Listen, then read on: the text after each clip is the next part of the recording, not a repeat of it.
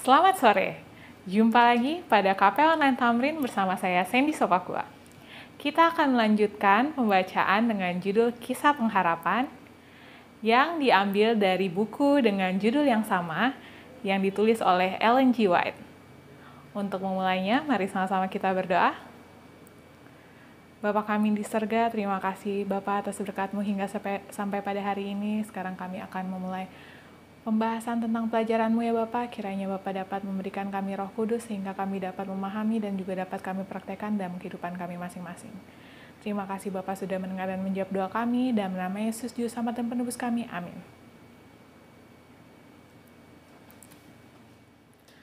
Hawa menjadi seorang penggoda. Lalu perempuan itu memetik buah itu untuk dirinya dan memakannya. Dia seolah-olah merasakan adanya suatu kuasa, membayangkan bahwa ia merasakan kekuatan yang menghidupkan dari sebuah keadaan yang baru dan lebih tinggi melalui pengaruh kesenangan buah terlarang itu. Dia sedang berada dalam kegembiraan yang tidak biasa dan aneh sambil dia pergi mencari suaminya dengan tangan penuh dengan buah terlarang itu. Dia memberitahukan kepadanya hal-hal bijaksana yang telah dikatakan si ular. Dan dia ingin membawa langsung suaminya ke pohon tersebut. Dia memberitahu suaminya bahwa dia telah memakan beberapa buah dari pohon itu. Dan bukannya ia merasa seperti mati, malah ia mengalami perasaan berbahagia dan gembira. Setelah ketidakpatuhannya, Hawa menjadi sebuah alat perantara yang sangat kuat, yaitu setan dapat menggunakannya untuk menjadi penyebab kejatuhan suaminya. Adam sangatlah mengerti bahwa pendampingnya telah melanggar satu-satunya larangan yang sudah diberikan Allah untuk menguji kesetiaan dan kasih mereka. Hawa beralasan bahwa si ular berkata, "Sekali-kali kamu tidak akan mati." Dan kata-katanya pastilah benar, karena dia tidak merasa ada tanda-tanda ketidaksetangan dari Allah. Malah sebuah pengaruh menyenangkan sambil membayangkan apa yang para malaikat telah rasakan.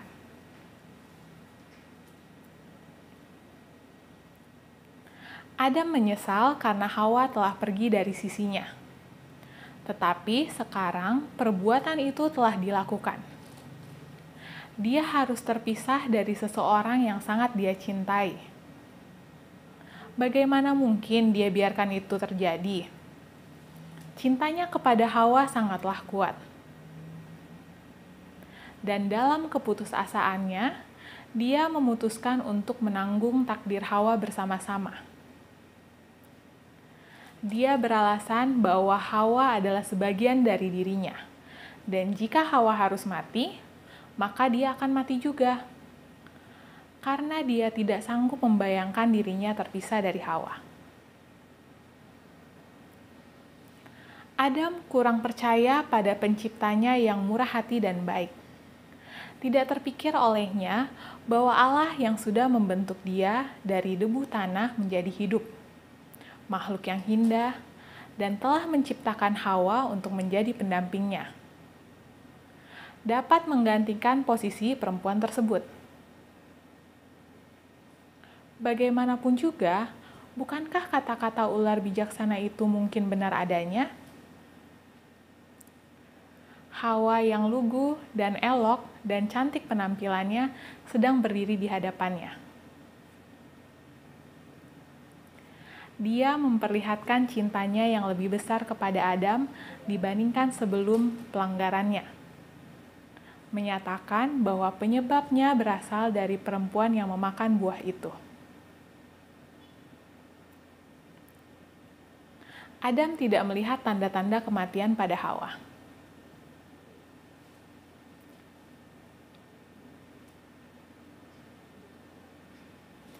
Adam memutuskan untuk mengambil kesempatannya. Dia menggenggam buah itu dan segera memakannya. Dan sama seperti Hawa, dia tidak merasakan efek buruknya secara langsung.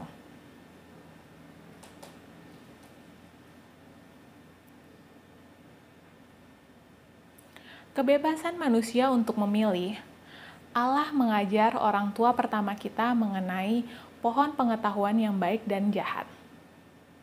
Dan mereka diberitahu secara lengkap tentang kejatuhan setan dan bahaya dari mendengar bisikan-bisikannya.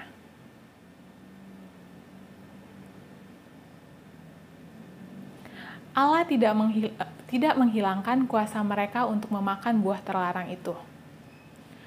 Ia meninggalkan mereka sebagai agen-agen moral yang bebas dan mempercayai perkataannya, menuruti perintah-perintahnya, dan hidup atau untuk mempercayai si penggoda tidak menurut dan binasa.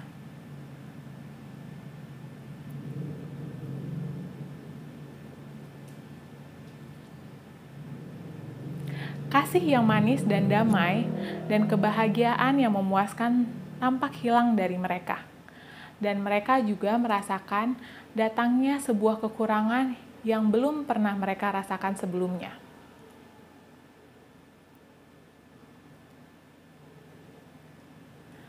Lalu untuk pertama kalinya mereka memalingkan perhatian kepada lahiriah mereka. Mereka tidak pernah berpakaian, tetapi terbungkus oleh cahaya kemuliaan sama seperti para malaikat yang di surga. Cahaya yang telah meliputi mereka sekarang hilang. Untuk menghilangkan kekurangan dan ketelanjangan yang mereka rasakan, mereka mencari sesuatu yang dapat menutupi tubuh mereka. Karena bagaimanapun, mana bisa mereka bertemu Allah dan para malaikat tidak berpakaian?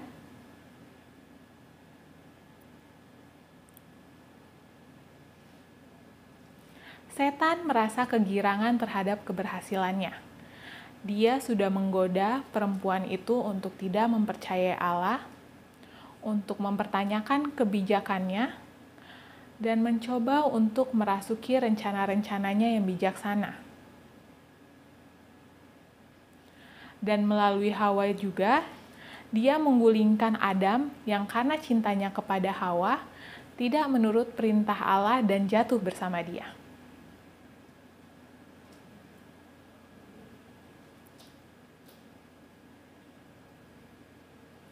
Allah mengunjungi Adam dan Hawa dan mengatakan kepada mereka akibat ketidakpatuhan mereka. Ketika mereka mendengar kedatangannya, mereka mencoba untuk menyembunyikan diri mereka dari pandangan Allah yang mereka senang untuk temui saat masih dalam keadaan tidak berdosa dan suci.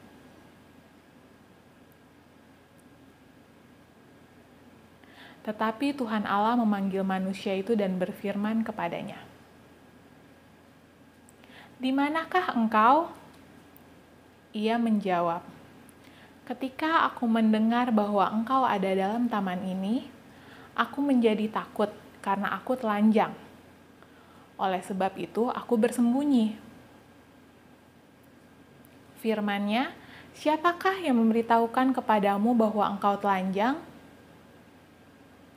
Apakah engkau makan dari buah pohon yang kularang engkau makan itu?"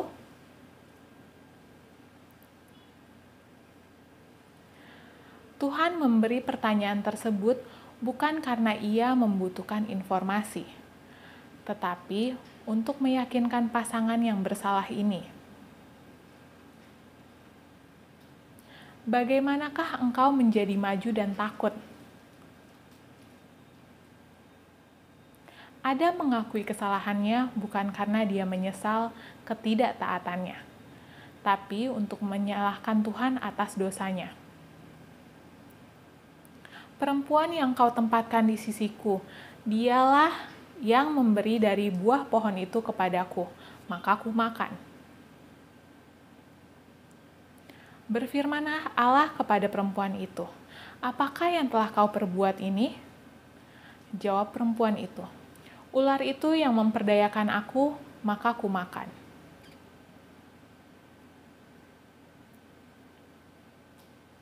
Demikianlah akhir dari pembahasan pelajaran kita pada sore hari ini. Mari sama-sama kita berdoa. Bapa kami di surga, terima kasih Bapa atas berkat-Mu hingga sampai pada hari ini. Tadi kami sudah membacakan sebagian dari pelajaran-Mu ya Bapa. Kiranya dengan pelajaran ini kami dapat lebih memahami tentang firman-Mu ya Bapa. Terima kasih Bapa sudah mendengar dan menjawab doa kami. Dalam nama Yesus Juru Selamat dan Penebus kami. Amin. Kita akan sambung lagi di minggu depan. Sampai jumpa, Tuhan memberkati.